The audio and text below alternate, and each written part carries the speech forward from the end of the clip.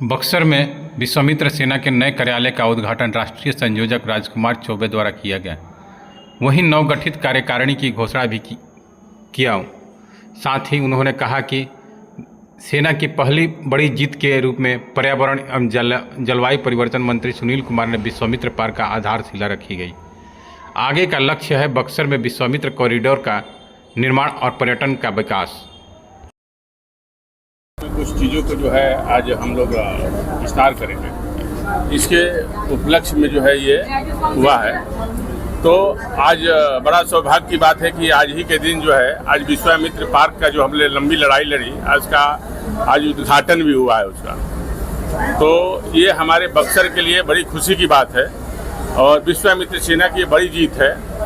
आज बक्सर का जो हम लोगों ने रखा हुआ है कि बक्सर कैसा होना चाहिए, जिस तरह से बक्सर हमारा धार्मिक स्थल है, जो हम बक्सर को अयोध्या काशी झांकी की तरह जो हम अपना लड़ाई लड़ रहे हैं कि इस तरह से होना चाहिए, तो आज पहला आयाम जो है विश्वामित्र सेना और बक्सर वासी को जीत मिली है। और दूसरी सबसे बड़ी बात यह है कि जो हम बक्सर को बनाने का जो संकल्प लिए है, विश्वामित्र सेना जो संकल्प ली है, उसमें अभी ये एक बहुत बड़ा ये चीज़ नहीं हुआ है। ये केवल विश्वामित्र पार्क बना के जो हम लोगों को मांग को जो है एक छोटा सा जो है उसको दिया गया है।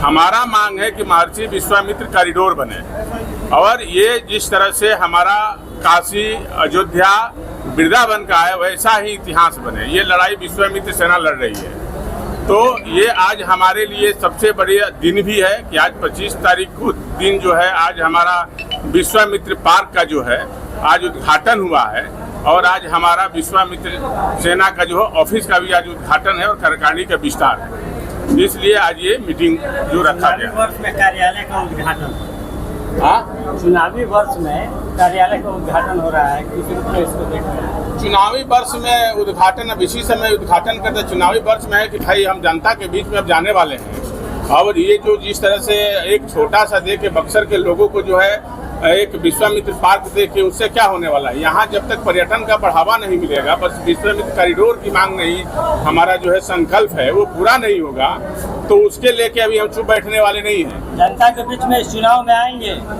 समय तय करेगा, बहुत जल्दी तय हो जाएगा।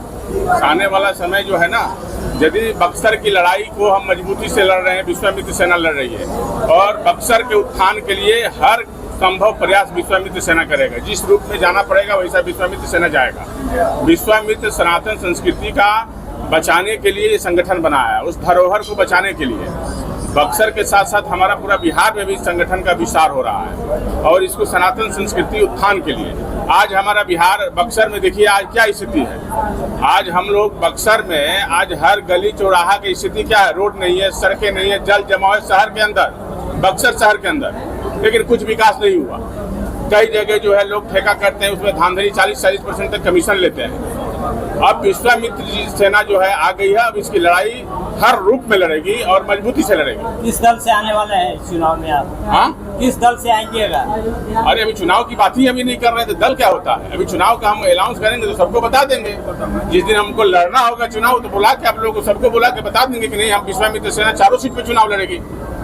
अनाउंस हो जाएगा, क्योंकि हर सीट का हर उम्मीदवार होगा, ये बता दिया जाएगा। अभी कोई ऐसा नहीं है, अभी लड़ाई इसलिए लड़ रही है, बक्सर के लिए लड़ाई लड़ रहे हैं। ये अब जगहें हैं। आज तक बक्सर में 20 साल से सरकार है, कभी बक्सर में इस तरह का पार्क और इस तरह का कभी आया है? नहीं ना आया है। आज विश्वामित्र सेना जब से लड़ाई लड़ रही है बक्सर का, तो अनाधुन जो है उद्घाटन हो रहा है और उसका शिलान्यास हो रहा है। ये विश्वामित्र सेना की जीत है, बक्सर की जीत है, ये अब बक्सर की जनता की जीत है और बक्सर की लड़ाई जो है अब विश्वामित्र सेना लड़ रही है। और एक बात और बता देते हैं आप लोग, अब विश्वामित्र सेना के बगैर बक्सर का विकास जो है ना, अब हर लड़ाई लड़ेगी विश्वामित्र सेना और उसके अलावा अब कोई विकल्प नहीं है। विश्वामित्र सेना ही बक्सर का विकल्प बनेगा और पूरा बिहार का विकल्प बनेगा।